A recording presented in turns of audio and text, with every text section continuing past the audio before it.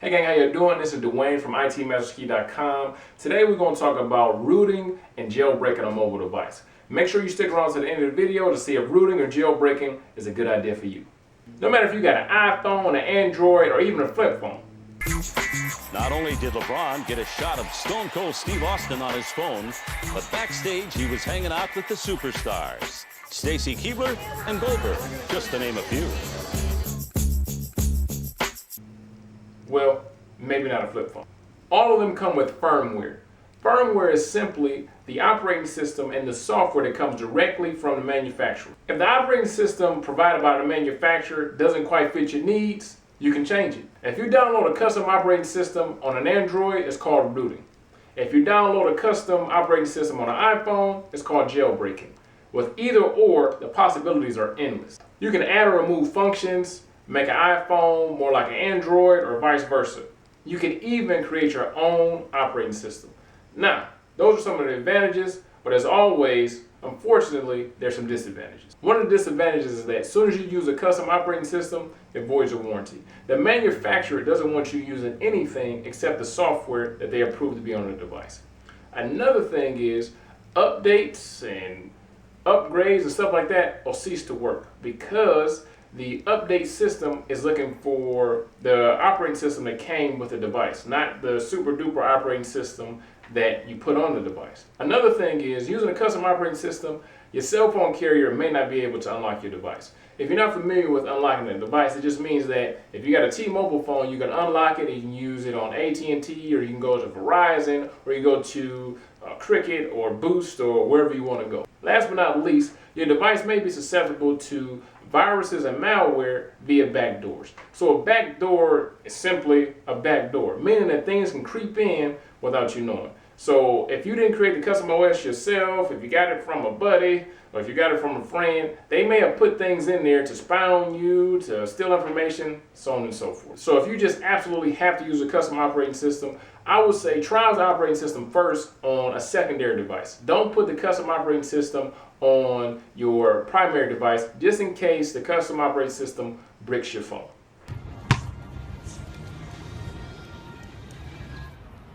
Alright gang, this is Dwayne from ITMasterKey.com. Today we went over rooting versus jailbreaking. What do you think? Are you going to try it out? Leave it in the comments below. And other than that, I'll see you in class. Hey gang, this is Dwayne from ITMasterKey.com. In this video, we're going to talk about Google's incognito mode. Chrome is probably the browser you're using right now. How do I know that? Because Chrome is the #1 used browser.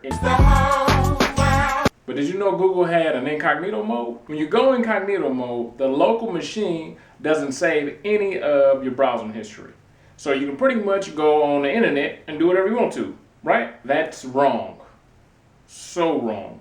So while the local device doesn't save any of your browsing history, your internet service provider, and if you're on a corporate network, they still can see your information. So if you think I'm at work, all I gotta do is go incognito mode and I can do whatever I want to, you're wrong. The internet service provider is gonna see it, and the actual network is gonna capture all of the stuff that you saw on the internet while you were on the network.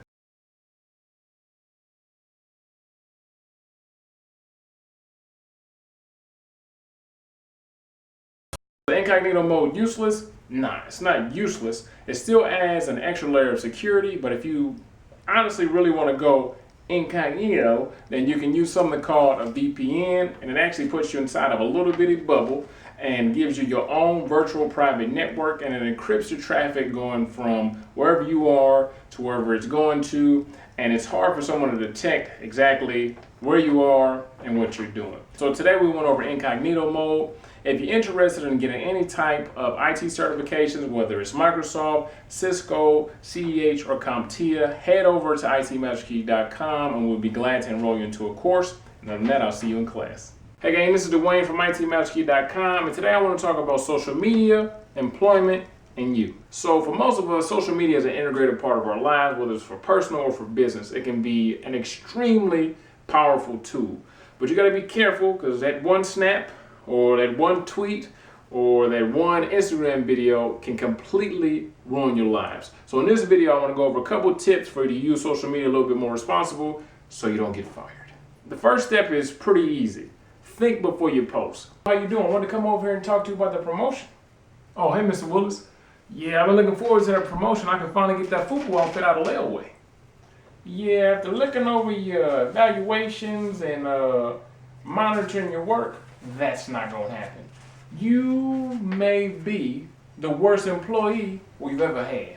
Sorry to be the bearer of bad news, but yeah, you should be glad that you even still got a job. Talk to you later. Yeah, you have a good day too. This is why I hate this job. M. Willis retweeted my comment. Who the hell is M. Willis? When you're upset, angry, irritated, that is not the time that you need to be Snapchatting, tweeting, uploading Instagram videos, anything like that. When you're upset, get away from your phone. Get away from your phone, put it face down, take a couple of deep breaths, regain your composure, and then if you just feel the need that you have to just share something with the world, then you can probably compose a message that won't be taken the wrong way. Second tip, always act like you're at work. Always. So first thing I like to say is, who can't drive drunk? Yeah, I did it. You know, everything worked out fine for me. And I got work in the morning. Mom, I don't want to go to school. Let's see. Man.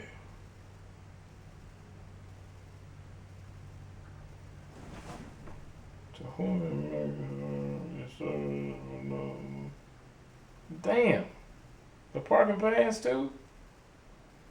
He didn't even call me by my name. So just understand that no matter if you're in a nightclub, if you're out of state, that you're still representing whatever company you work for. And if you do anything to tarnish their image, they're not gonna take that too lightly, all right? Because public perception is a big deal. So a lot of times they'll just cut their losses with you, fire you, and then move on to somebody else that can maybe handle themselves a little bit more responsible. Another thing, with Snapchat and Facebook stories that disappear, people think they can do whatever they want to in the stories and then nobody will know. But with screen recording or screenshots, people can just, if you're doing something crazy, somebody can just record it and then they can send it to your boss or they can send it to somebody else or they can just save it and then when you piss them off, they can be like, hey, I got this video, blackmail you, all that kind of stuff. So long story short, always act like you're at work. All right, last but not least, make sure that you don't go viral for the wrong reasons. When you post something, try to post something that's going to bring somebody some value, like these guys. If you would have told me a year ago that I would be working with AWS now in my career, I would have looked at you like you were crazy. What is AWS? What is Oz? What is Oz? I don't know what that is.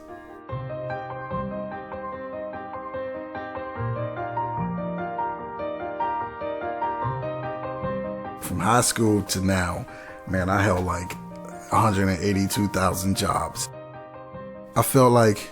Let me help you with a question that you might find in an IT interview. Stay tuned. Hey everybody, this is Zach with IT Career Questions, and today somebody asked me this question. They're in an interview and their interviewer asks them, you have a priority ticket that affects the entire company. And the CEO of the company comes up to you and wants you... Mental fatigue, how to deal with it. Let's talk about it.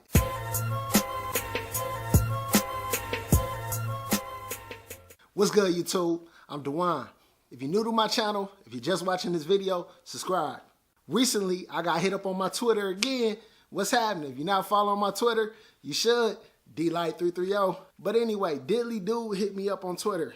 He said, how do you deal with mental fatigue while... Let's have a little fun and talk about, where's my propeller?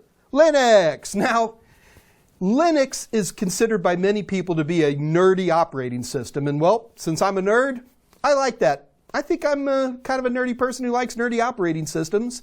And that's why I want to give you a quick tour of Linux right now. But before I fire up Linux and show you Linux, let's make sure we understand what Linux is. Most operating systems, for example, Windows. So gang, that was 3 tips on how to use social media more responsibly and not get fired. Other than that, I'll see you in class. Make sure that you comment, like, subscribe to the YouTube channel, and share this with somebody that you think it might be useful for. Other than that, have a great day. Hey gang, how everybody doing?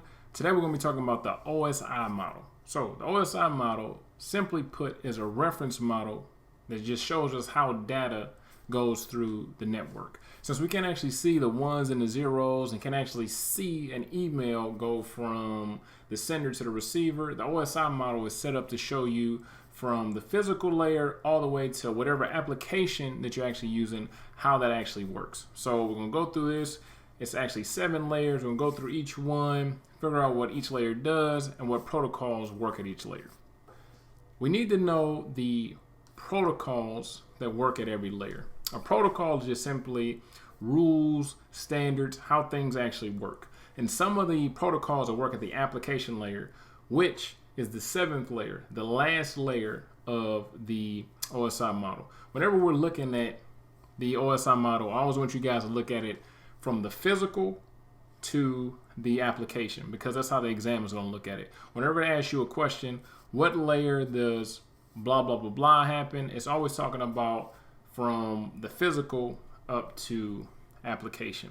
So these are a few protocols that work at the application layer. So we got FTP, file transfer protocol, how files are transferred. And like I said in the first lecture, exactly how this is, right? A lot of times it's going to be in acronyms. It's not going to be spelled out for you. So it'll just say FTP or POP3 or SNMP. So just make sure that once you see acronym, what does that stand for? What does it do? How does it work? And if it breaks, how do I fix it? Just to make things easier for you. Let's hop down to something that you're familiar with. HTTP, simply put, is how we get on the internet. So HTTP is how we get on the internet.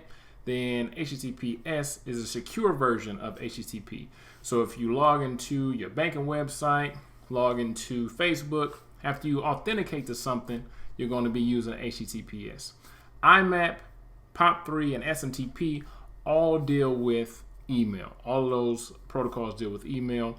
SNMP is exactly like it says. It's an easier way, or it makes it easier for administrators to actually manage their network. Telnet is how we can actually communicate through plain text, whether it's remotely or not remotely, to another device. NTP, which is Network Time Protocol. NTP, simply put, is a way to standardize and synchronize all of the devices on your actual network. So NTP is a way to standardize the time on all of the devices on your network. So if you want all your devices to be at 12 o'clock, NTP is going to be responsible for that. If you want all the devices to be at 3 p.m., whatever time it is, you want all of your devices to be synchronized at the same time, you would use NTP. Now, there's several other applications that work at the application layer, or protocols that work at the application layer, but these are the main ones that we want to cover right now. Now I'm going to skip over the presentation layer, which is the 6th layer, and we're going to go to the 5th layer, which is the session layer. Then we got the transport, network, and then data link. So session layer is layer 5. One of the protocols that work there is LDAP, and that's pretty much just a directory, like a yellow pages for the network. I don't even know if you guys, if you're younger, if you even understand the yellow pages reference, but it's just a directory. Like, okay, where's everything at? How do I look? Where's this at? Where's that at? Okay. Layer 4 is the transport layer.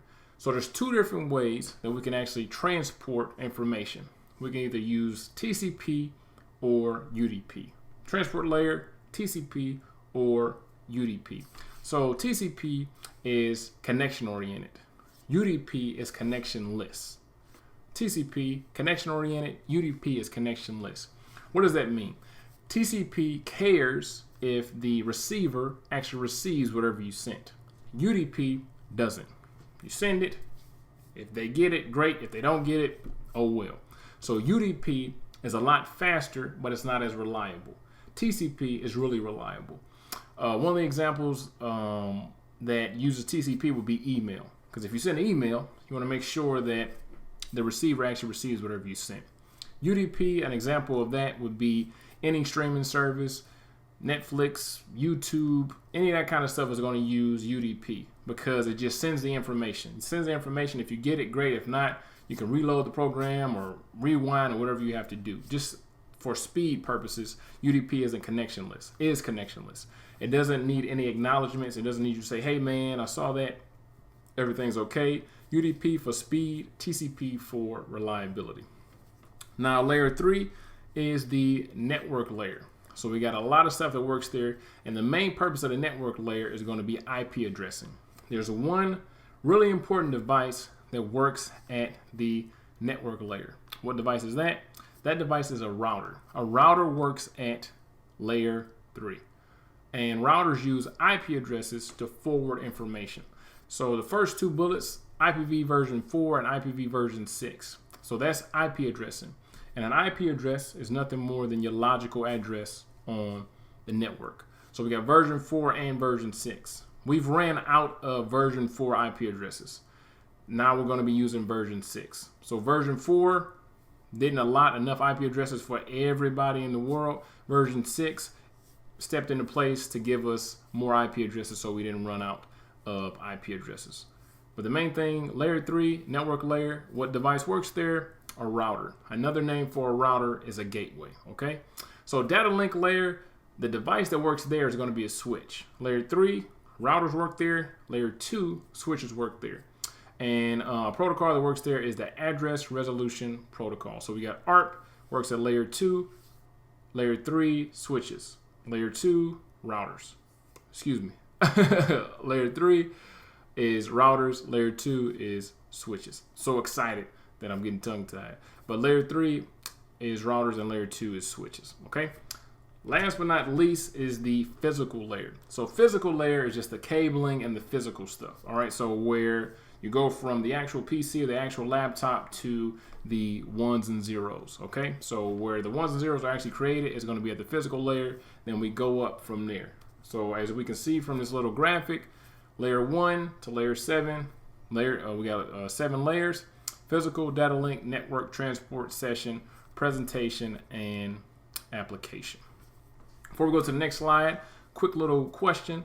What's a protocol that works at the application layer? What's the protocol? Any protocol. Just name me one. Perfect. HTTP works at layer 7. Perfect. And HTTP is just what gets us on the internet. Good. All right, so the application layer, we got a couple examples of works there. We got DNS, HTTP, and FTP. So we went over FTP and HTTP. DNS. What is DNS? DNS stands for Domain Name Server or Domain Name Service. So DNS, the main purpose of DNS is actually resolving a website name to an IP address. So Google has an IP address, Amazon has an IP address, Facebook has an IP address. So the purpose of the DNS server is to actually resolve or figure out what IP address belongs to this website. Because, like we said, networks, devices, so on and so forth, talk in numbers, in binary, in ones and zeros. So it doesn't talk in English, nothing like that. It has to figure out what IP address is actually assigned to a website. And the reason that came out is because it's easier to remember Google.com, Facebook.com, Amazon.com, ESPN.com as opposed to the IP address that is correlated or attached to that website. Now layer 6, the presentation layer. So layer 6 is, like it says, is just how it's presented, how it looks to you on the website or whatever application you're actually using. Some examples: MPEG, GIFs, or JPEGs. So we know GIFs are short little pictures where it has a repetition motion. It just keeps on doing the same thing. MPEG can just be a movie, so on and so forth. And then JPEG can be a picture. So main purpose of the presentation, how things look and how things are presented to the user. It's also responsible for a big word called encryption. So encryption is a word that just means that I encrypt it. I put it in a way that the only person that can see it is a person that's intended for. So if something is encrypted and I give it to you and you have ownership or you have rights to actually see it, you can see it. But if anybody else comes to try and look at it, peek over your shoulder, they won't be able to see it, okay? So encryption just puts it into a format, into a language that only the sender and the proper receivers can actually see it and understand it. Layer 5 is the session layer. It's the easiest one to really remember. The main purpose of the session layer is to open and close and manage a connection. All right, so a session, while we're talking, while we're sending information, while we're actually connected in a network, layer 5 is responsible for initiating, ending, and managing that connection. We talked about this. The transport layer, just like it says, is responsible for transporting information. So we got UDP and TCP. We went over this already. So quick quiz, what's the difference between UDP and TCP? Perfect. One is connection oriented, the other is connectionless. So UDP is connectionless. TCP is connection oriented. So UDP cares, okay, if you have speed. TCP cares if you actually get whatever you wanted to get. TCP, a lot more reliable. UDP, a lot faster, but not as reliable. It'll try its best to get the information to you, but if you don't get it, oh well. TCP wants to make sure that you get the information. Layer 3, the network layer, responsible for IP addressing, and routers work at this layer. And routers use IP addresses to forward the information. Okay, I have the information here. Where do I send the information next? They use IP addresses to figure that out. Okay, it must go over to this IP address. It must go over to that IP address. Routers use IP addresses for the information, and they work at layer 3. Layer 2. So layer 2 is where switches work at. All right, so switches are inside of your LAN. Then routers is what gets you outside of your LAN and onto your WAN. Routers use IP addresses to forward information. MAC addresses are what switches use to actually forward information to the next destination. Okay, so a MAC address, long story short, is just the physical address of a device. So your IP address is your logical address on the network. Your MAC address is your physical address on the actual network. So we got a MAC address, and switches use MAC addresses to forward information. Last but not least, we have the physical layer. So this is where we go from the physical portion into the world, into the actual network, and actually turn from me typing stuff into ones and zeros and actually turn it into binary. Then we go from layer 1, then we shoot up. Just remember, on the actual test, the physical layer is always number 1.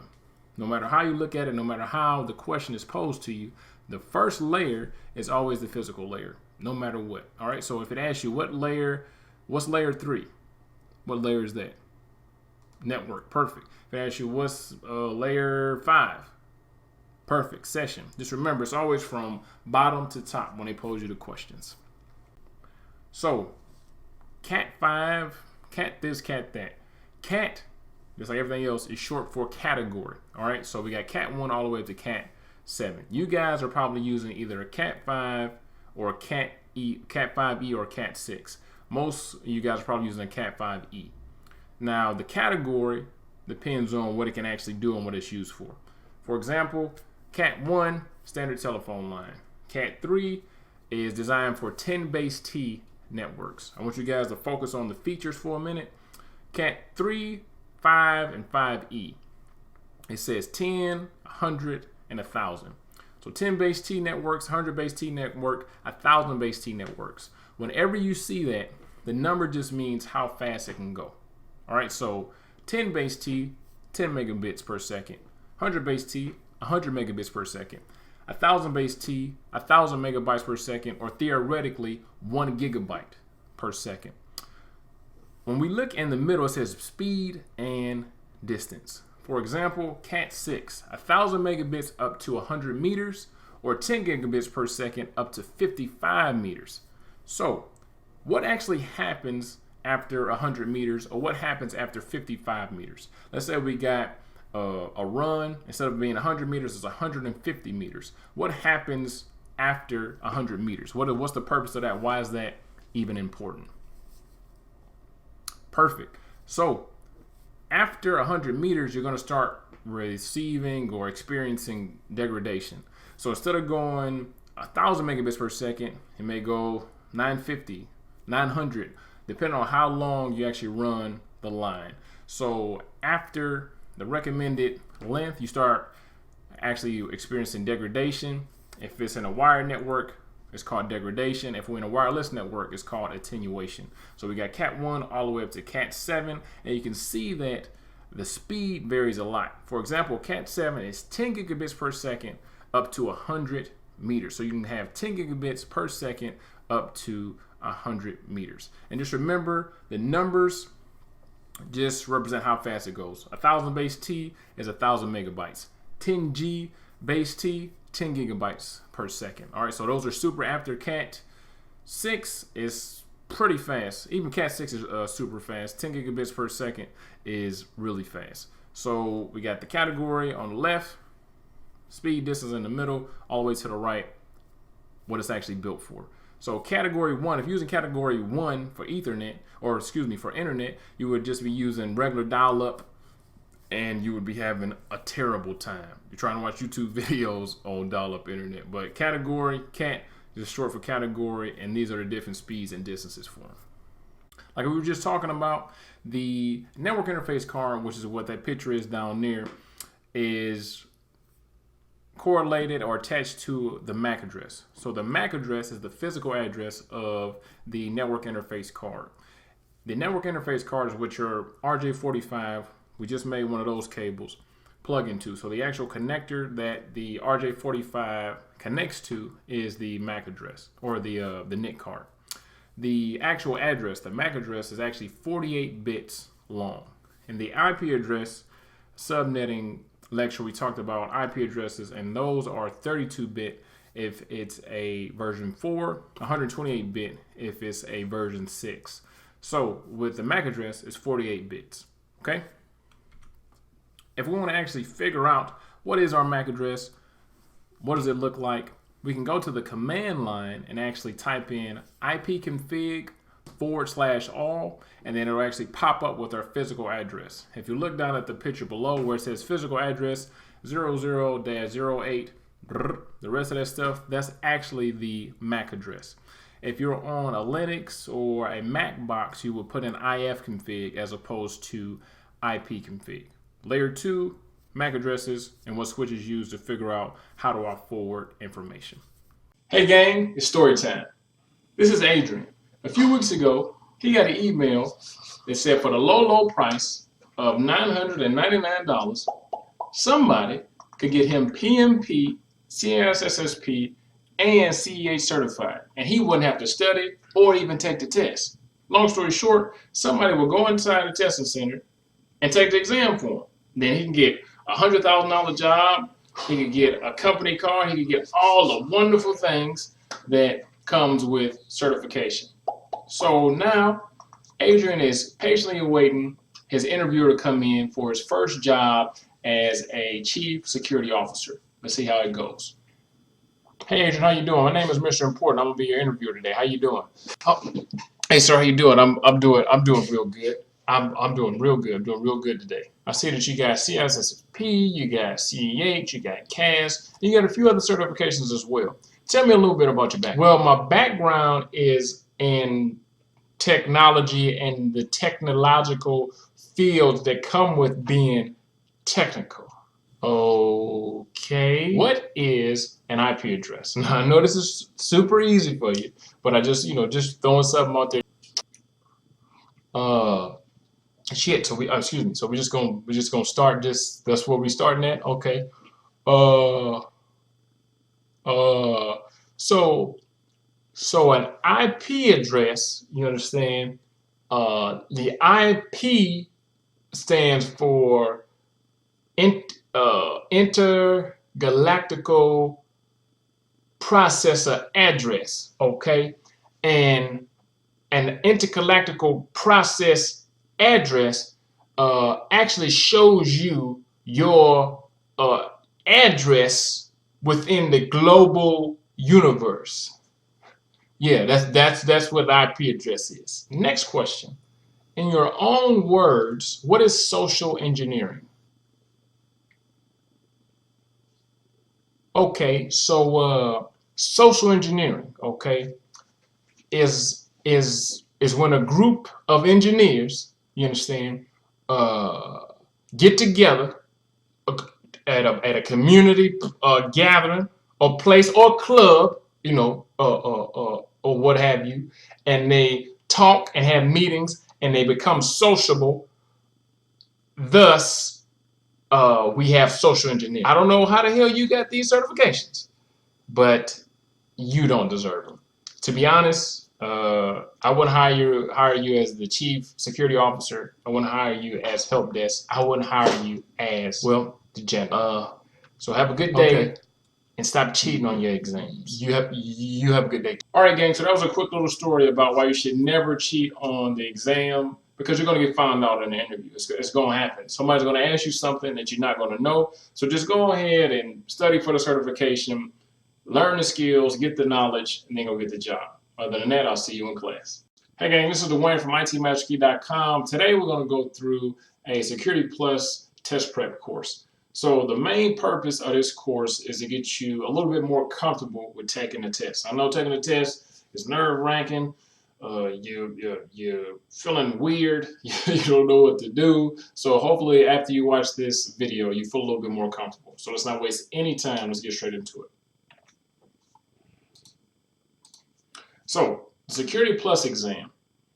To pass the exam, you got to get 750 out of 900. Every CompTIA test is scored on a scale up to 900. So if you get 750, you're good to go. You are Security Plus certified. You'll get a maximum of 100 questions.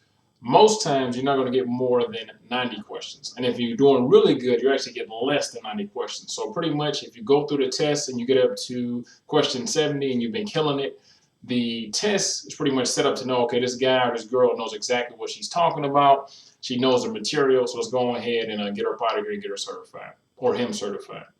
So you got 90 minutes or an hour and a half to complete the test. So if you do get 90 questions, you're going to have 1 minute per question. Most people don't get 90 questions, but if you do, a lot of times you may spend 5 minutes on one question, 20 seconds on another question. This depends on what your strengths are, okay?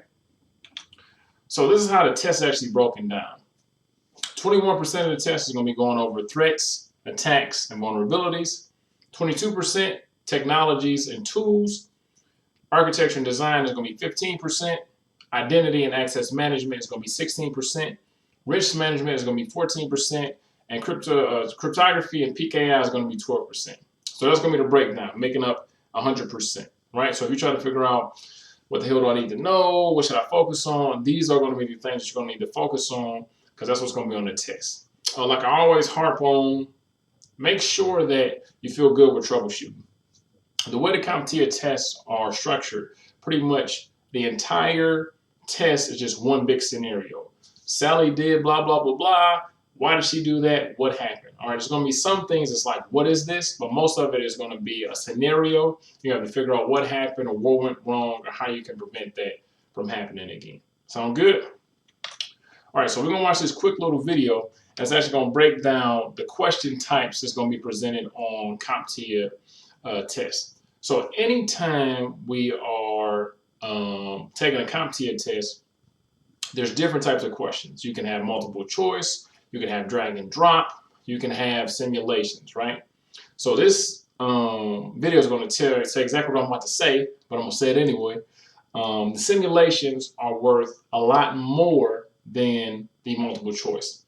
When you go inside a CompTIA test, you can go through a couple slides or go through a couple screens. Once you get to the actual test, the first thing you're going to see is a simulation.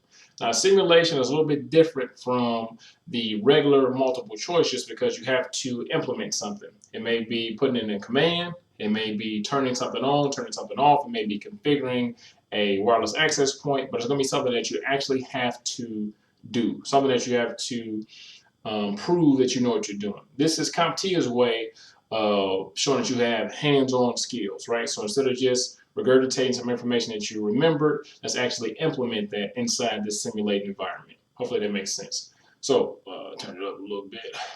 Let's watch this video really quick, and then we'll get right back to it.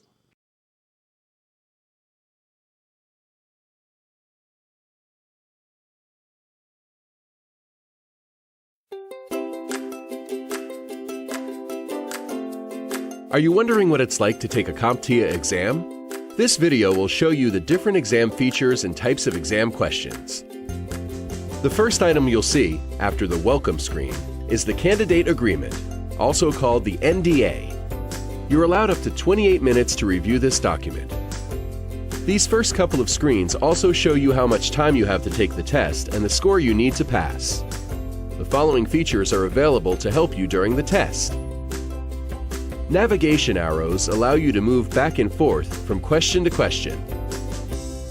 The timer keeps track of time spent. A calculator is available too. Flag for review allows you to skip a question and come back to it later. Time permitting, any questions you flagged will be presented to you again. The review screen will be your final opportunity to review and make changes. Once you click End Review, you can't return to the question section. CompTIA certification exams are comprised of various question types. Type 1, multiple choice questions. Type 2, multiple response questions. The exam software helps by giving a hint when you pick too many. Type 3, fill in the blank questions. You'll need to type your response. Be careful, capitalization may count. Type 4, drag and drop questions, as seen here. Type 5, questions with exhibits. Click the Exhibit button to view. Some questions may display a graphic or video as an exhibit. You may pause video files as often as you like. Type 6, performance-based questions. Click Simulate to begin. These questions simulate an environment or technology and will require you to perform specific tasks. Performance-based questions are based on multifaceted scenarios. If you feel unsure, you may click the Reset button, but you will lose any prior work when you perform this action. The timer is hidden during these types of questions, but the clock is still ticking. Since the question is simulating a real environment, be aware you may not see any feedback that you completed the task. When you're confident in your answer, click Done. To see an example of a performance-based question, visit certification.comptia.org/pbq.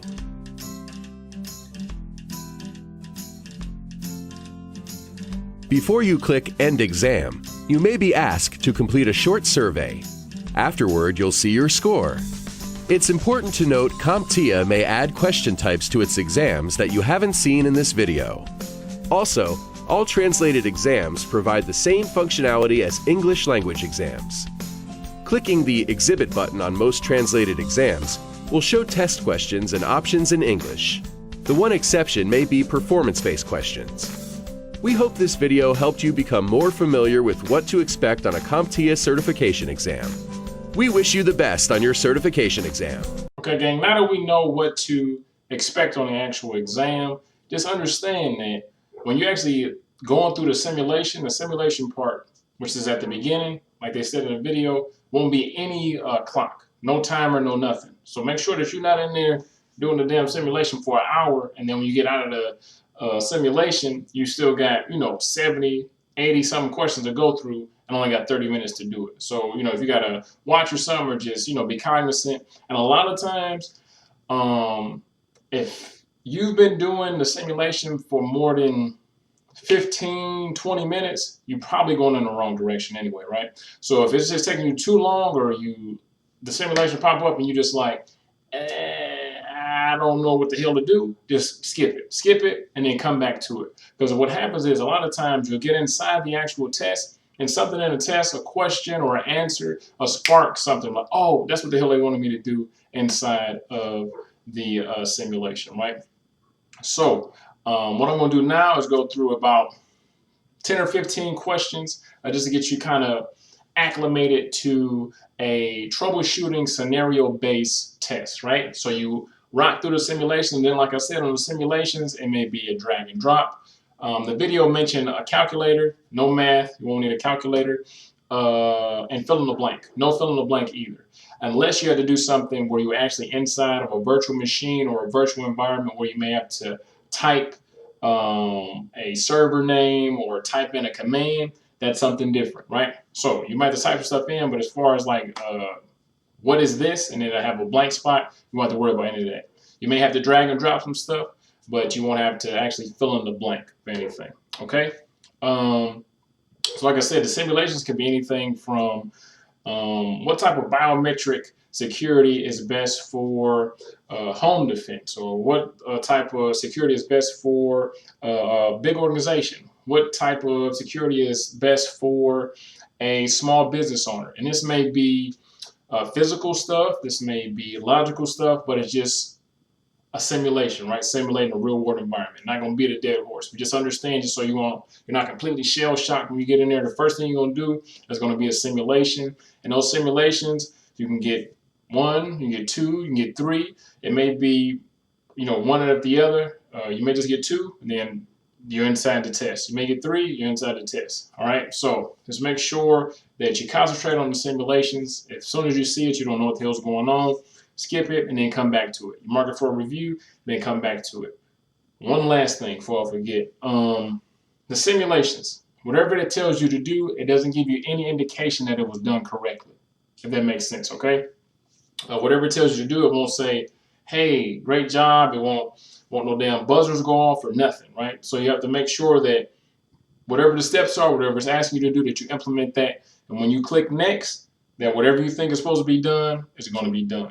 Sound good? All right, so let's get into these questions, and then after that, we'll talk about a few things, and other than that, let's get to it. Leon complains about a virus that seems to keep copying itself to files and folders. What kind of virus do you think Leon has? Easy. He has a worm. So a worm's main purpose is to replicate itself as many times as possible. Right? So you download a file that has a worm. So it's 1 worm, then it's 5, then it's 10, then it's 100,000. Right? If you don't stop it, it keeps on replicating itself until your computer is just full of worms and it can't do anything, can't move, can't load anything, can't do anything. All right. So the main purpose of a worm, keep on replicating itself. Next up, Jason gets a warning message that states, "Send us 1 Bitcoin to unlock your data." What kind of malware does he have? What do we think? Easy. It's a crypto malware. Bitcoin, as most of you know, is a cryptocurrency, right? And in this type of attack, the attacker or the hacker actually asks for cryptocurrency, right? Hey, we took control of your computer. Send us this amount of Bitcoin or this amount of cryptocurrency to this wallet, and we'll unlock it. The reason that they want to use cryptocurrency is because cryptocurrency is untraceable, right? So you send me 1 Bitcoin, which I think they're worth like a couple $1,000s a piece now, and now I got $3,000 for not doing nothing in Bitcoin. All right, so crypto malware is just a type of malware that encrypts a person's drive or organization's drive, and it won't release it until you send crypto malware to the person that's asking for the ransom. Okay? You receive a call from Megan. Megan tells you your credit cards have been compromised. The only way to resolve the issue is to give her your social security number. What type of attack is Megan trying to perform? You have to forgive my puppy. He's the UPS guys out there, and he hates them for some reason. I don't know what they got going on, but anyway, there go the question. I read the question. What do you think the answer is? Easy. The answer is phishing. All right. So phishing, just like it sounds, is when you try to fish for information, right? But there's various forms of phishing. So spear phishing is when you target certain personnel, target certain people, right? So instead of casting a net to catch a bunch of people, you throw in a spear because you only want to get a few people, right? But the answer is phishing with a V. So phishing is just when somebody calls an organization and acts like there's somebody important, act like there's somebody that they're not, and they try to get information from a person, right?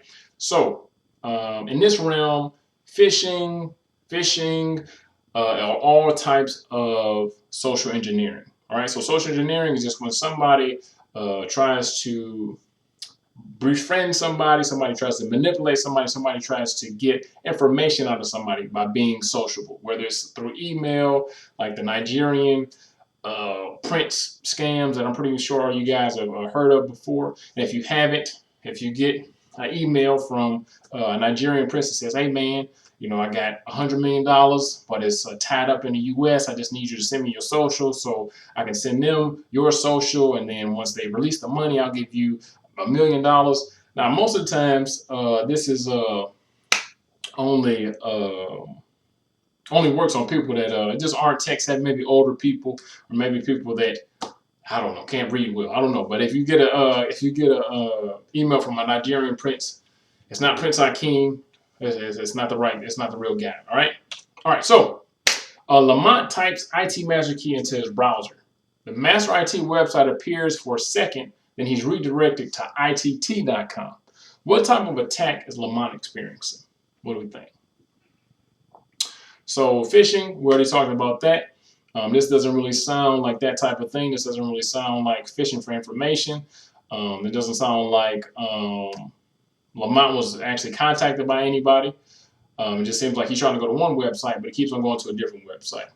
So a Trojan is a type of virus, right, that acts like it's something good, but it's doing something bad.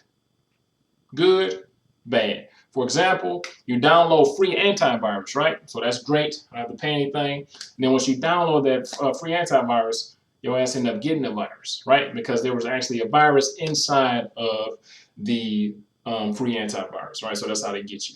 Whaling is a type of attack where you go after CEOs, owners of companies, stuff like that. So out of all of those, that doesn't sound like what this guy's going through, right? So the answer is farming. Farming is when you actually redirect servers instead of going to a specific place, right? You redirect either entire organizations or certain personnel to a different website, right? So a lot of times the website will look exactly like the website that you want to go to.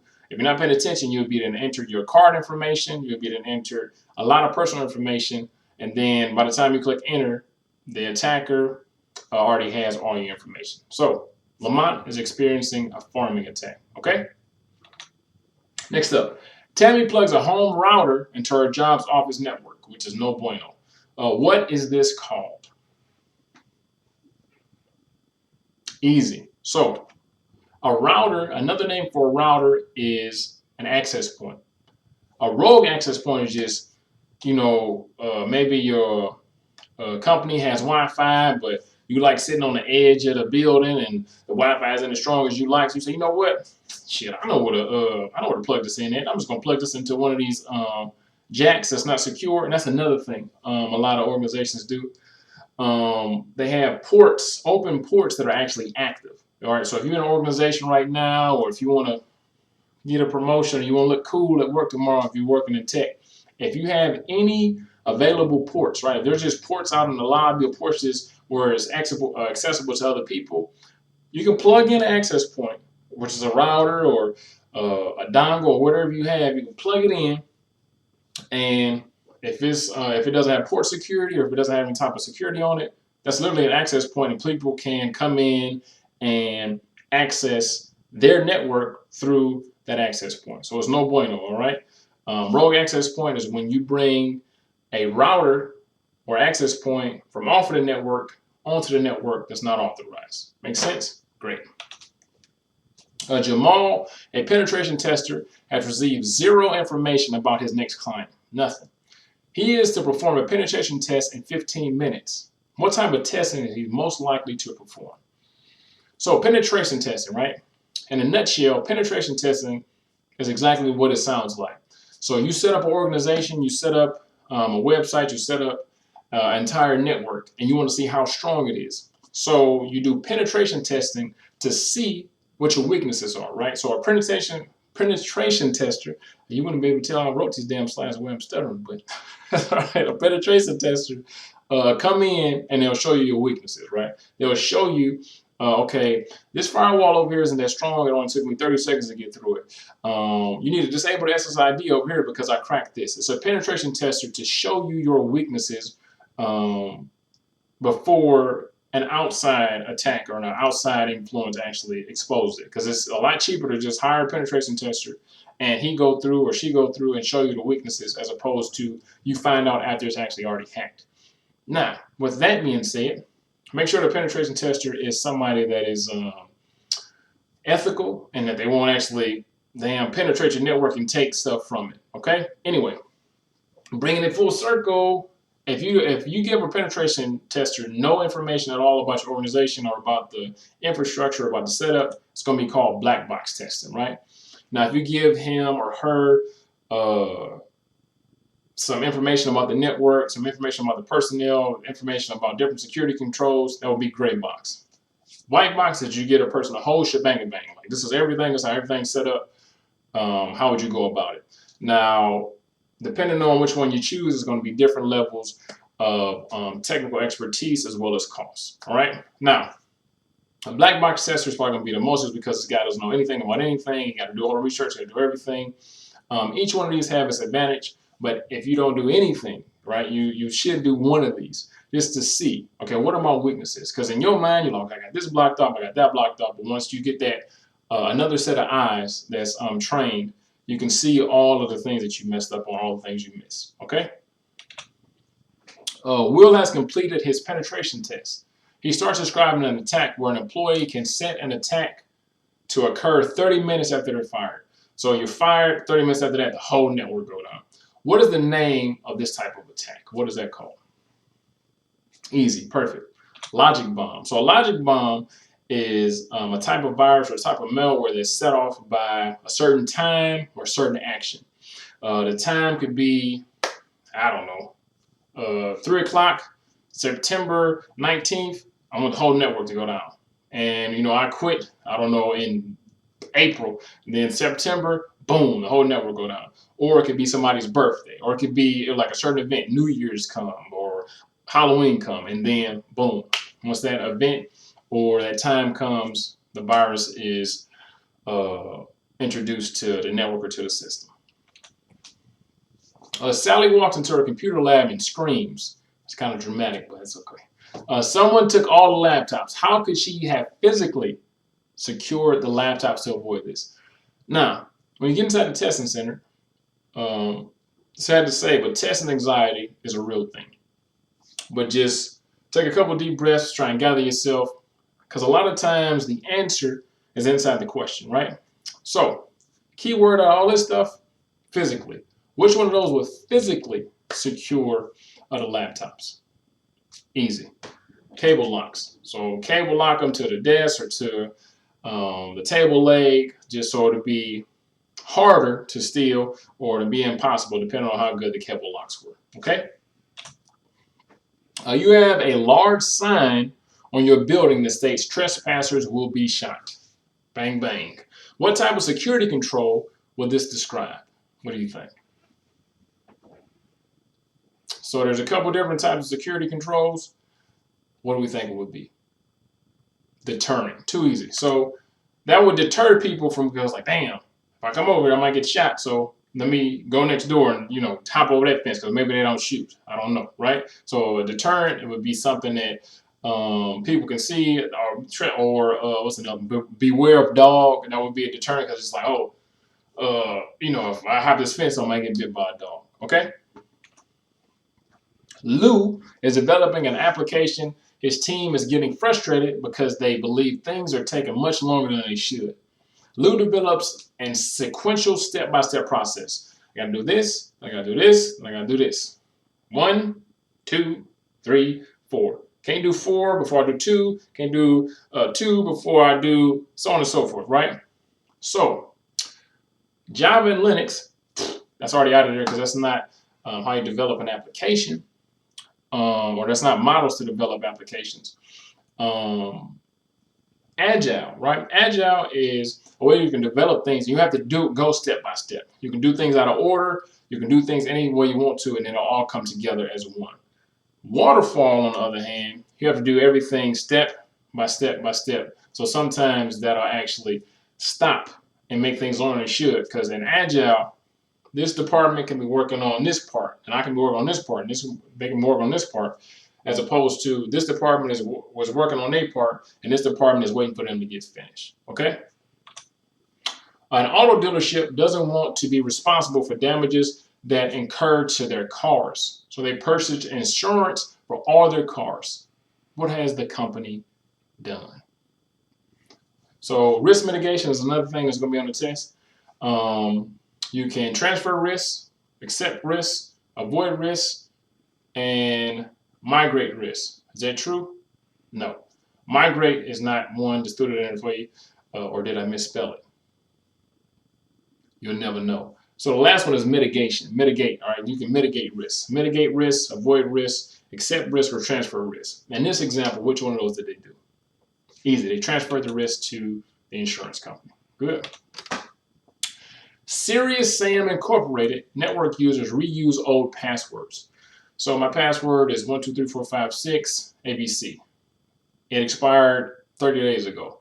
I got to make a new password, so I put 12345 ABC, and I just keep on using that password over and over and over again.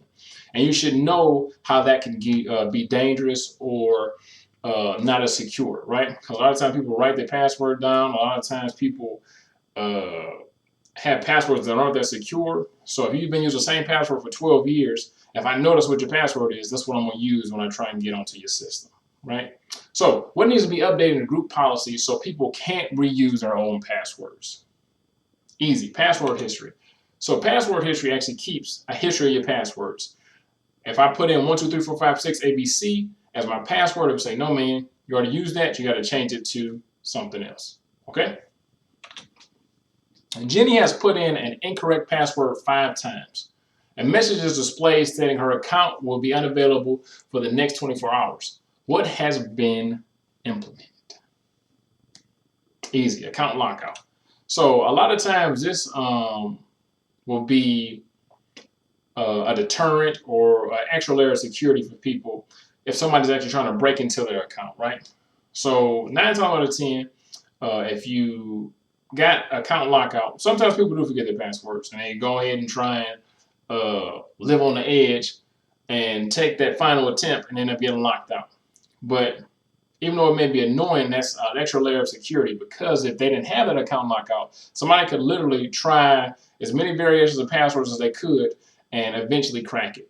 So that's what the purpose of a brute force attack is. A brute force attack is just going to throw every combination that it can think of at a device or at some software.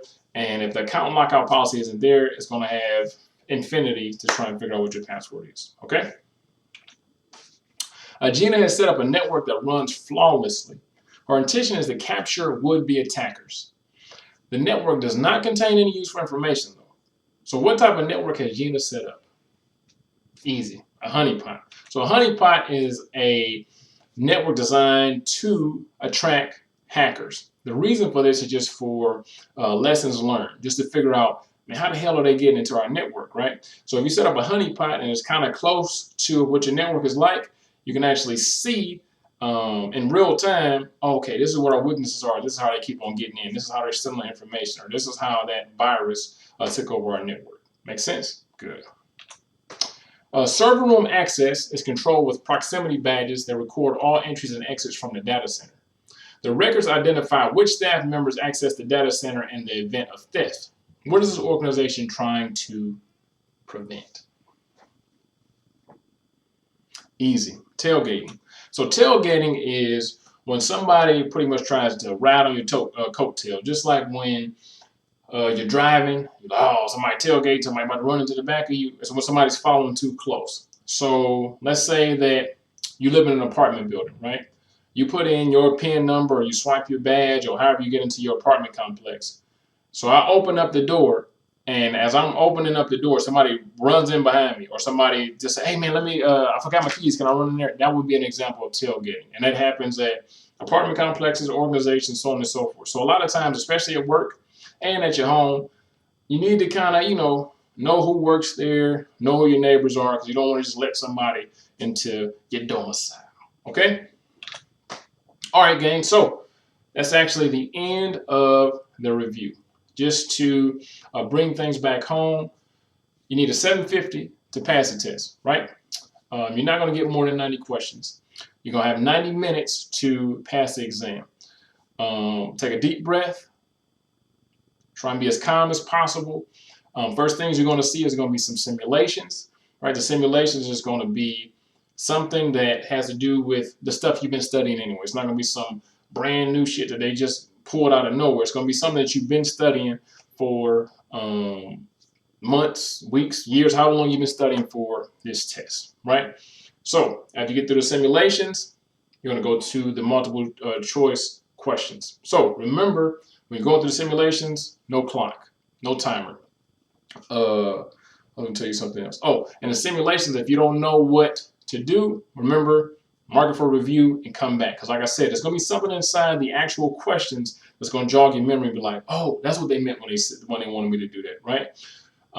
So mark it for review and then come back. And you can do that with any questions. Any question that you're just staring at and you're like, I don't know what the hell they're talking about, mark it for review and then come back, all right? Make sure that once you get done with the test, all the stuff that you reviewed, go back and answer those questions. May sound crazy, but make sure that if you don't know the answer, at least guess it. You know what I'm saying? You got a 50-50 chance to get it, so never leave anything blank. And that's it. If you're looking for training, we got training that covers A+, Network Plus, Security Plus, CAS Plus, Linux Plus. We got Microsoft bundles. We got veteran discounts. We got career coaching. Whatever you need is over there at itmasterkey.com. You can follow us on Instagram, YouTube. To join the Facebook group, you have to be an alumni. Only thing you have to do to become an alumni is enroll inside of a course, or you can listen to our podcast. It's on Spotify, Google Podcasts, and Anchor. So hopefully this really helps you guys. Hopefully I see you in class. Like I said, we got a full course that'll get you fully prepared for whatever you're going after. And other than that, I'll see you in class. The CAS Plus exam is the CompTIA Advanced Security Practitioner exam. This exam is a lot more advanced than A+, or Net Plus, or Security Plus. It's so advanced that CompTIA actually recommends that you have at least 10 years of experience before you even take the test. By the way, I'm Dwayne from itmasterkey.com, and I just want to give you a few cliff notes about taking the CAS Plus exam. The exam is going to cover things such as, let me make sure I get it right, I'm looking at my notes. The exam covers things such as risk management, which is going to be a really big part of CAS as well as Security Plus. What I've found is that Security Plus makes CAS Plus a whole lot easier. The CAS Plus exam pretty much builds on Security Plus exam. A lot of the topics that are on the CAS Plus are in Security Plus. The only difference is the CAS Plus goes way deeper, like way deeper.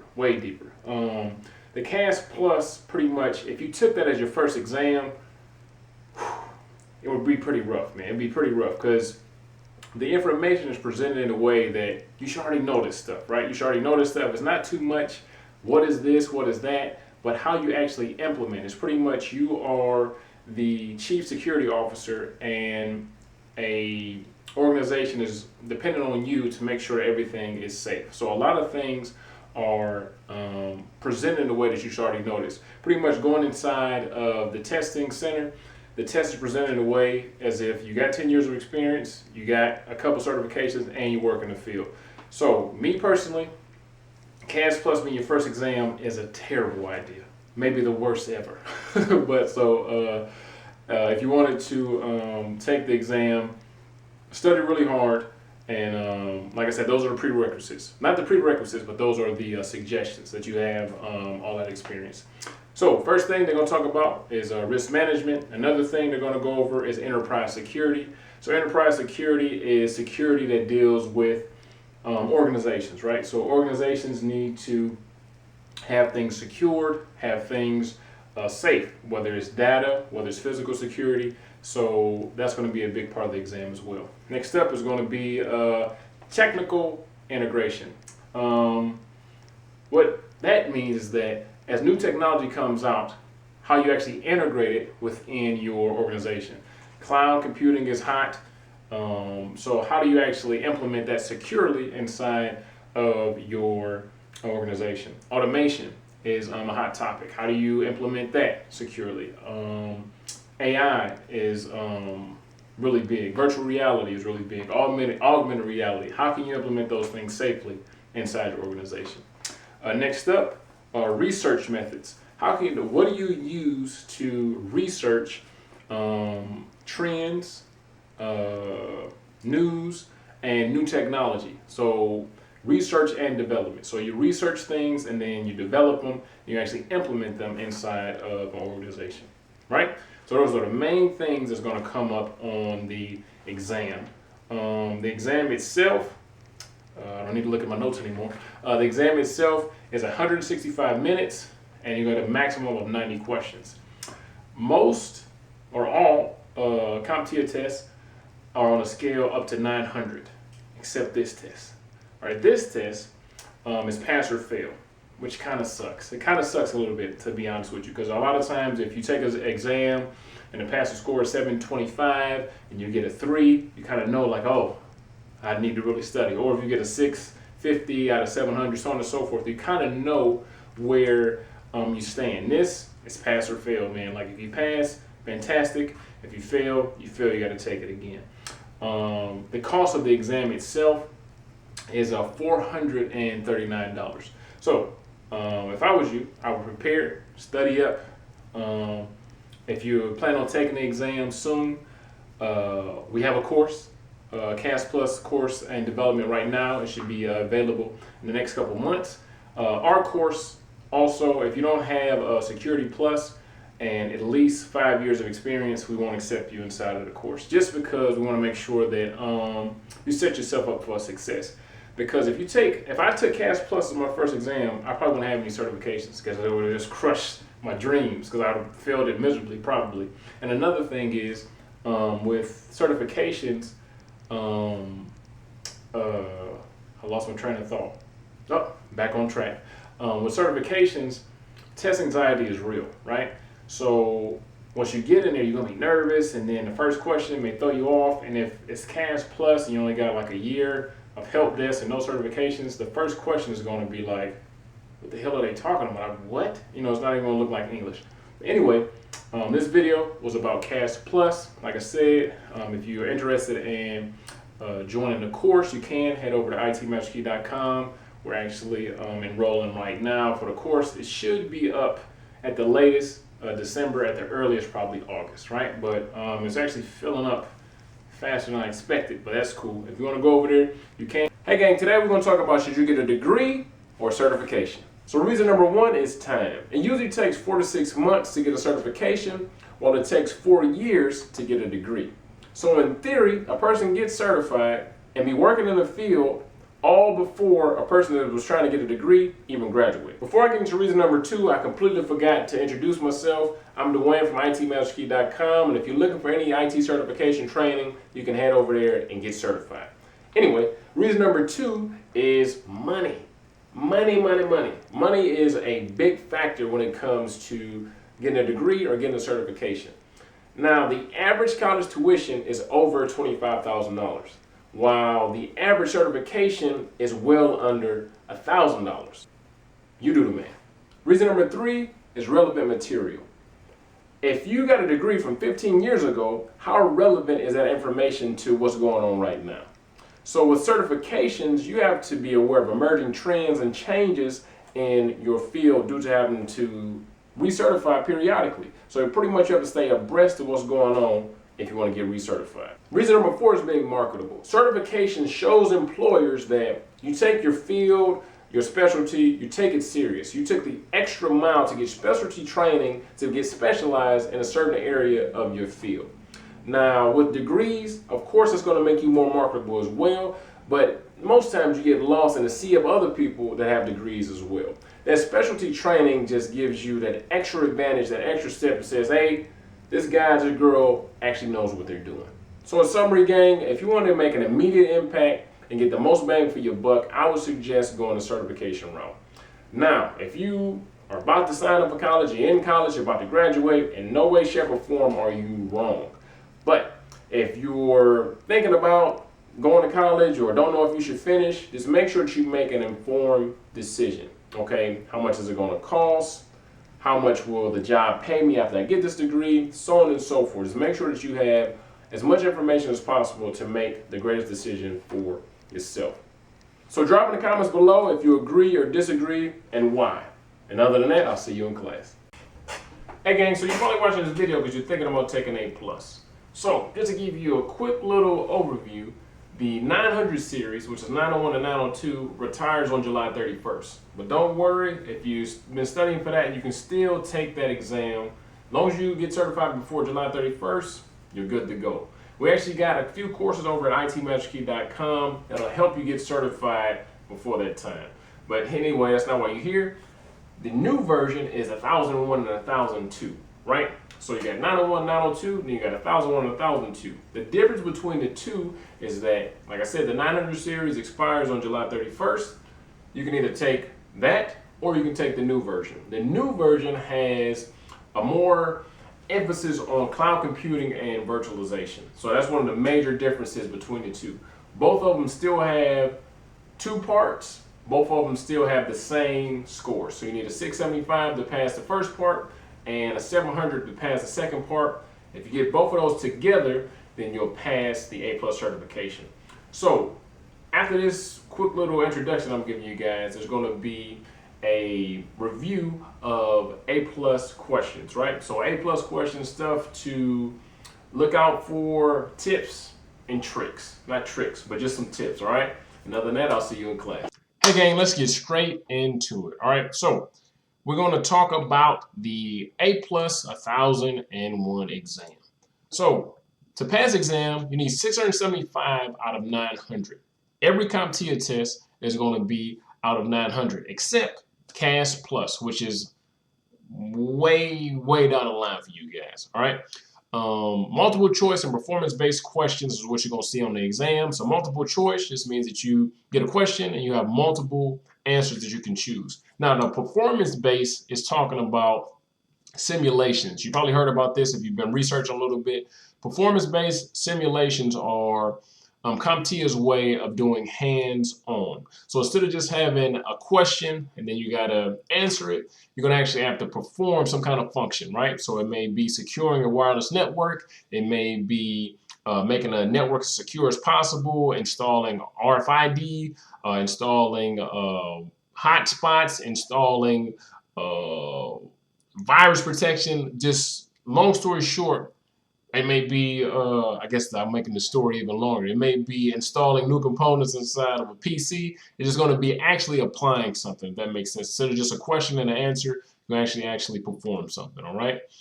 All right, so you get a maximum of 90 questions. For most of my students, they get around 75 to 80, and you get 90 minutes. Now, looking at that can be kind of scary because, oh, shit, wait a minute.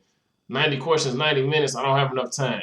That's more than enough time, trust me. If you prepare properly, it's more than enough time. And if this test prep isn't quite enough for you, you can actually head over to itmasterkey.com. We have courses for the 1000 series as well as the 900 series to get you fully prepared for the exam. So this is the areas that are focused on the actual exam. We got mobile devices, networking, hardware, virtualization, and cloud computing.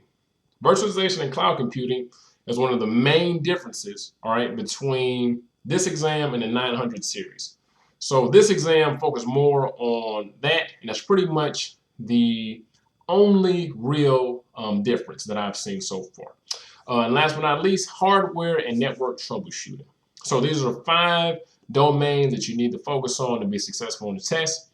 And now I'm going to show you a quick little video that's going to show you what it's going to be like and what it's going to feel like when you're actually inside the testing center.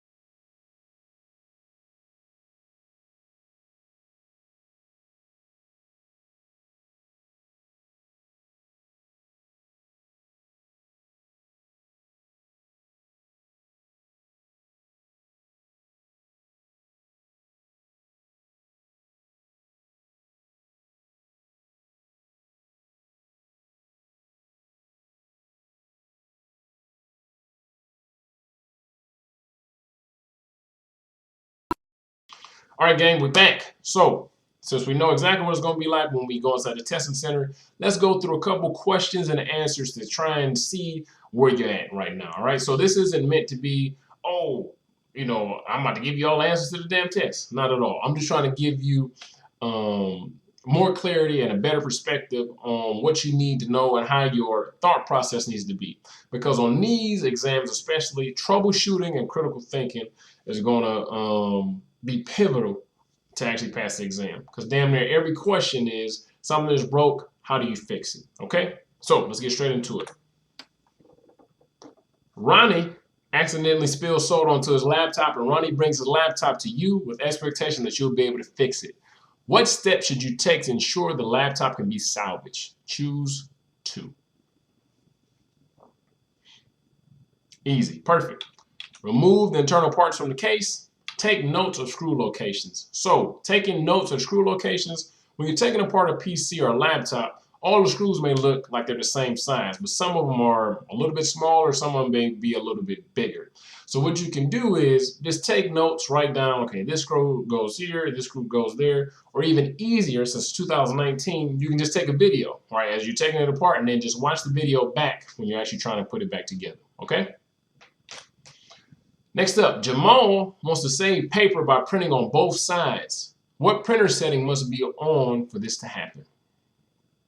Easy. Duplex. So duplex, if the duplex setting is on, it's going to print on the front as well as the back. A customer comes to you about purchasing a new computer. The customer will use the computer for watching online videos, while his son will use it for gaming.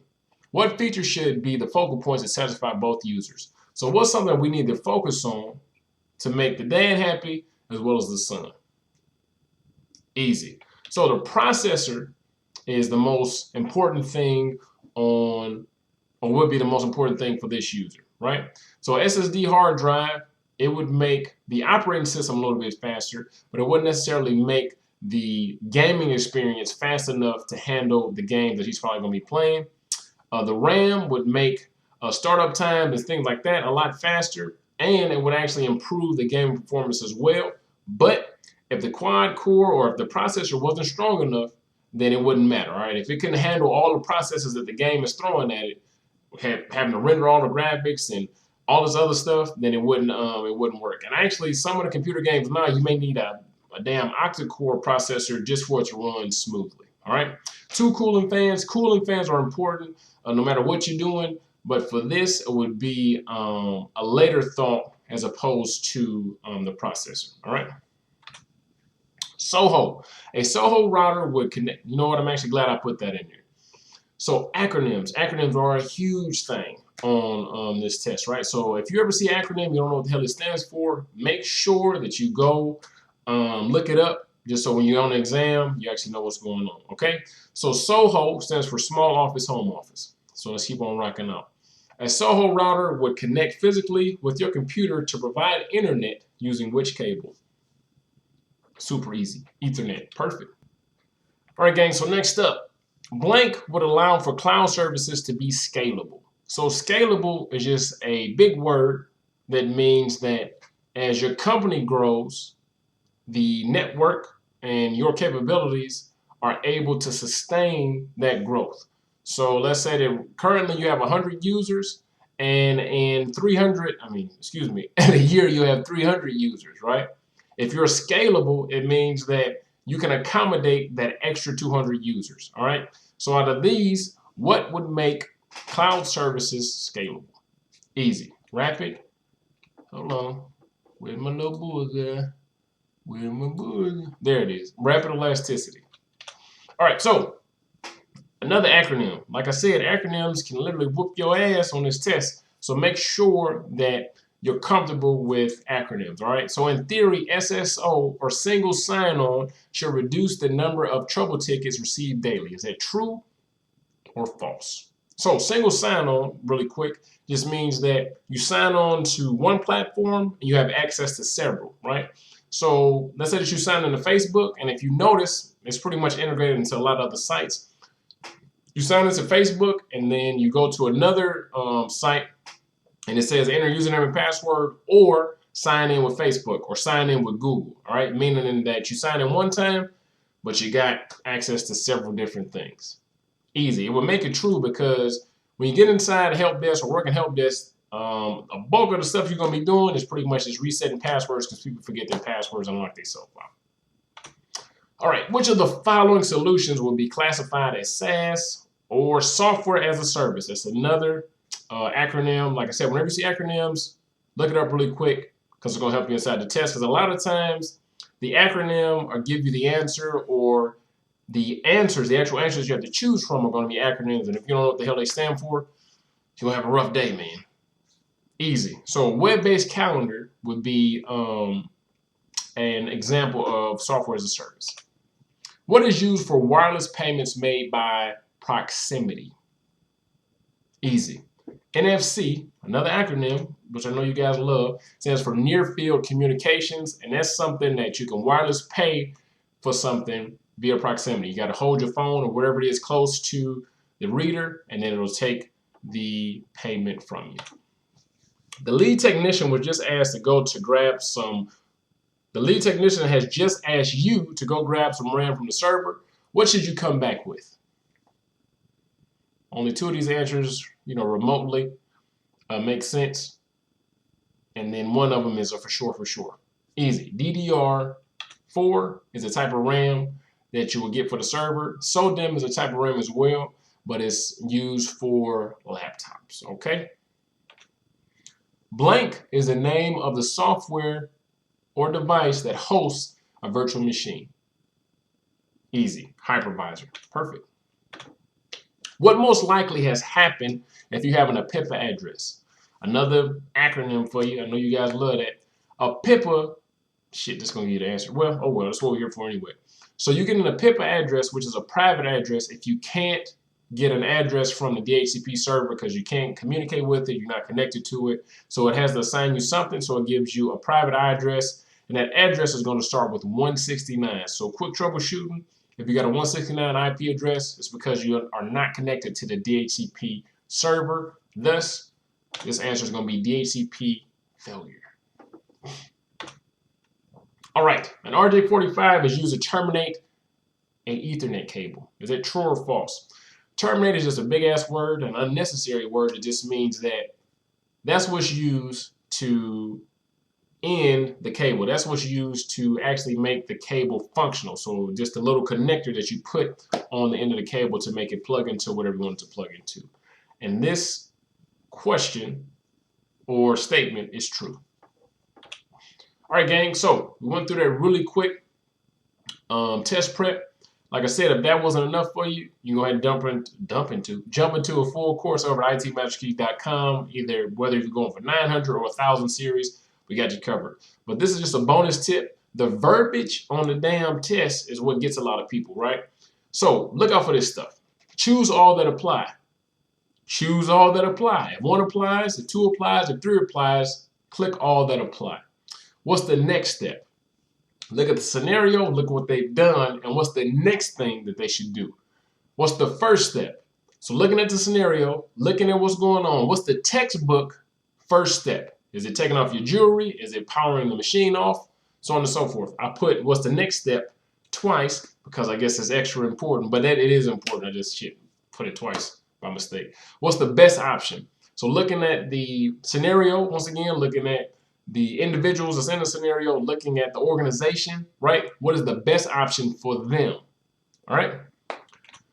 All right, gang, I know it makes you super sad, but our time has come to an end. So, as I said before, if you need any more in-depth tutoring, course, whatever, you can head over to itmasterkey.com and hop into a course.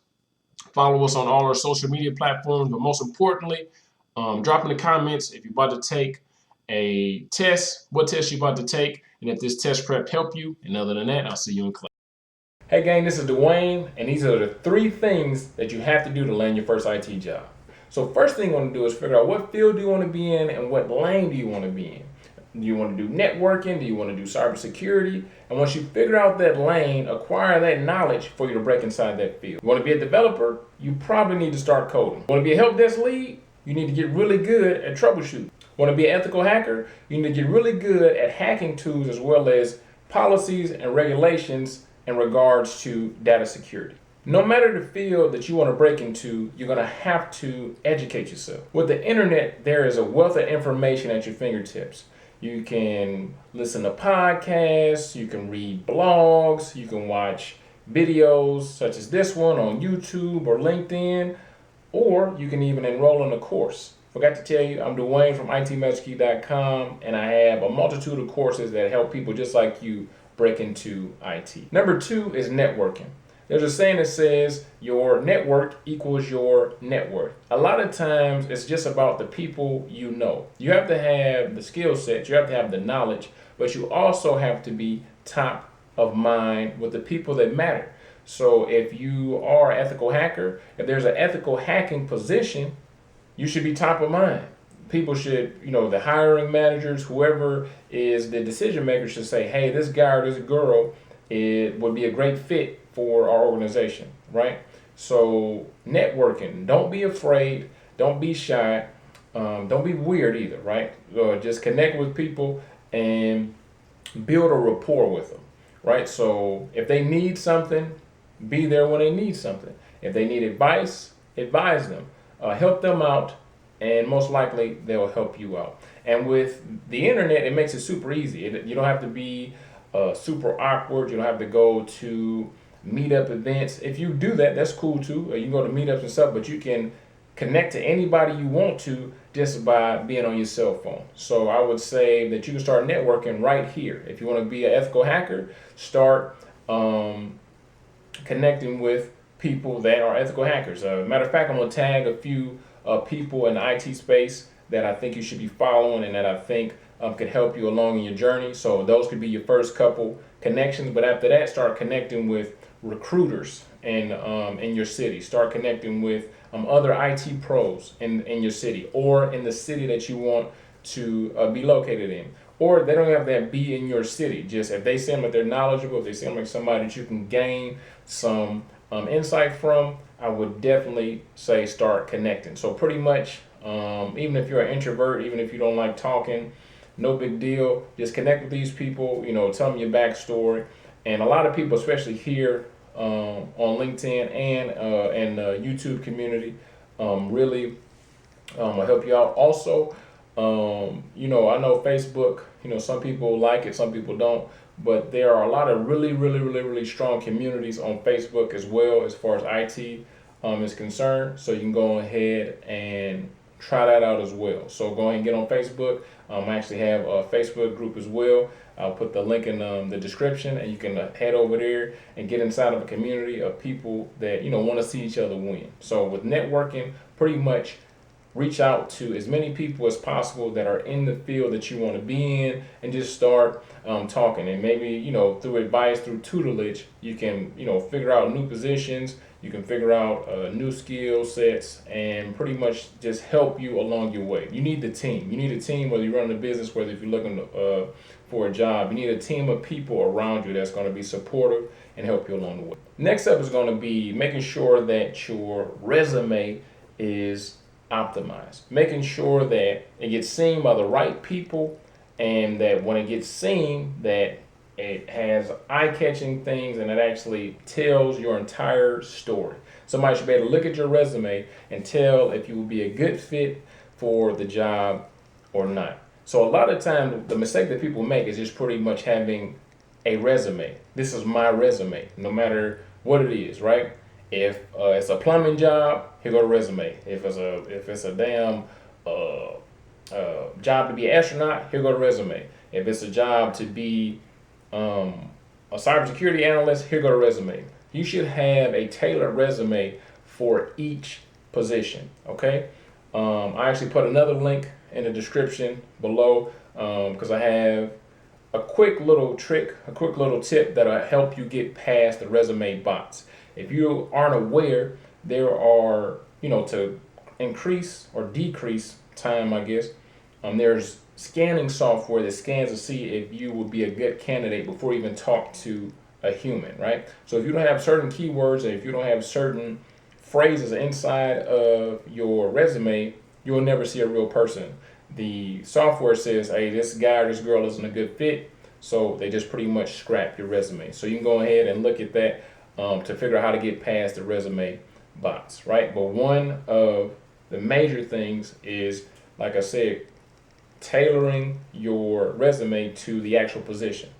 So make sure that you're not just, got a cookie cutter resume and you're just throwing it to every position. Every position, you should definitely tailor your resume. You got to apply to maybe hundreds of jobs, to really get the job that you're looking for, to really get the position that you're looking for.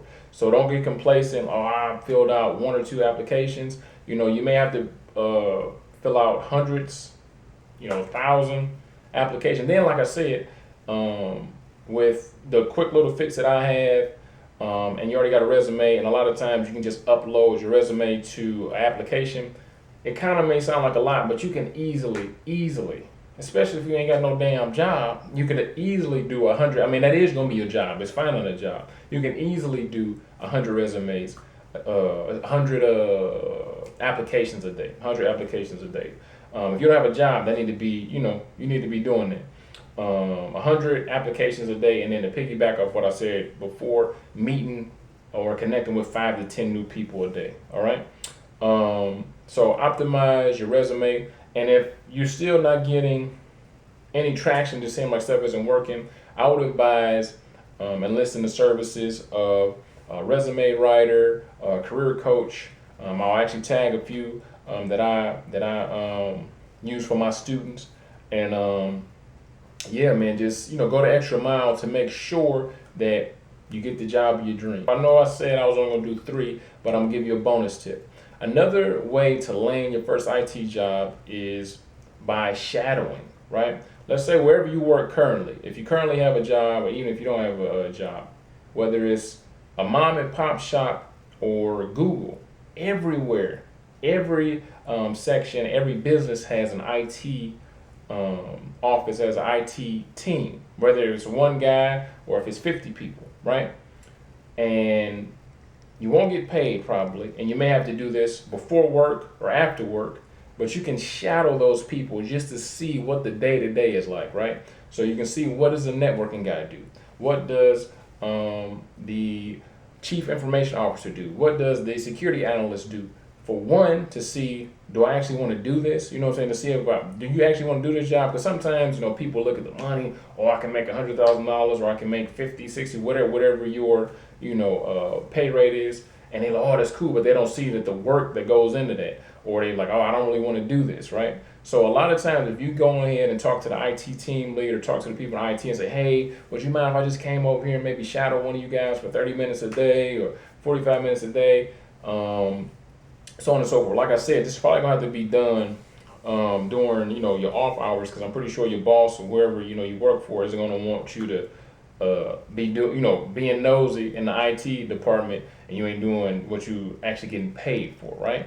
And a lot of times that doesn't have to be inside your organization, because maybe you're like, I don't want to be overshadowing them, and then maybe my job, I think I'm looking for another job. So sometimes you can actually shadow or ask for internships at other organizations, just so you can see the inner workings. So just a brief recap. First thing you need to do is educate yourself. Second thing you need to do is get a robust network. Third thing you need to do is optimize your resume. And then last but not least, you can shadow or do internships. So this is Dwayne from itmasterkey.com. If you have any other suggestions, any tips, go ahead and leave it in the comments. Make sure that you like the video. If you're watching this on YouTube, make sure you subscribe, and head over to itmasterkey.com if you're looking inside of a course. And other than that, I'll see you in class. Hey gang, it's Rob, and today I'm going to tell you about the troubleshooting steps. Oh, did I eat today? I don't think I ate today. Let me go grab some out the kitchen.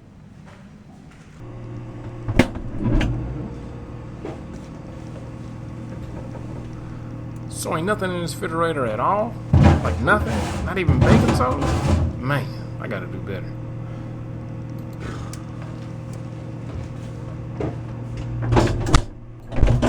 How about now? Oh, still nothing. All right, let's see what we got on the menu. Black beans, a half-eaten Pop-Tart, a super old muffin, or a half-eaten apple. Let me just go grab something to eat.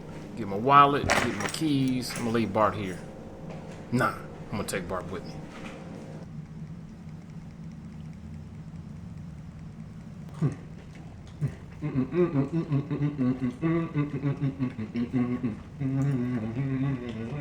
I feel good. Dear Diary, today I planned on making a video about the troubleshooting steps, but my stomach had other plans. Good news is, I got a full belly and I still finished the video. The end. In today's video, we're going to talk about botnets. Unfortunately, in today's world, there's a bunch of different types of malware or malicious software. So with a botnet, what an attacker actually does is put a virus or malware onto a machine without the client even knowing. So the virus is actually on the computer, it's actually on the device, but it doesn't actually have any changes, any noticeable changes.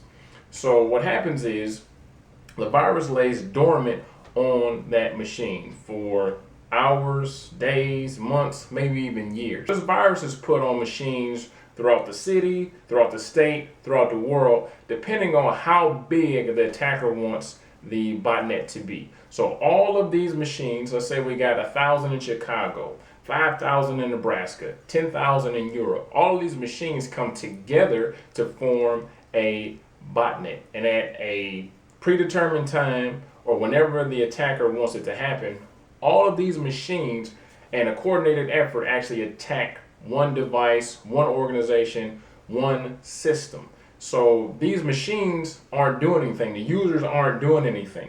Just one day, all right, it's time to make this attack, and all of those devices hone in on one device, whether it's an organization, whether it's a web server, whatever the attacker's goal is, all of these machines are going to have a distributed attack. And usually the type of attack that they're going to coordinate is called a distributed denial of service. So simply put, let's say that we have a web server. The web server can only handle 5,000 requests at a time.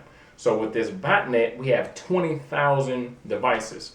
These 20,000 devices all at the same time request something from the web server. Once again, the web server can only handle 5,000 requests. So when it gets 20,000, it's going to shut down, denying service to anybody else that would actually want to get on that web server and use it. So quick quiz, what is a botnet? So one more time, a botnet is just a group of devices that have malicious software on them, and when the attacker wants, or when the software decides that it wants to attack one organization, one device, one server, all of these zombie computers get together and create a botnet and have a coordinated attack to take down that organization. So now you know what a botnet is, and other than that, I'll see you in class.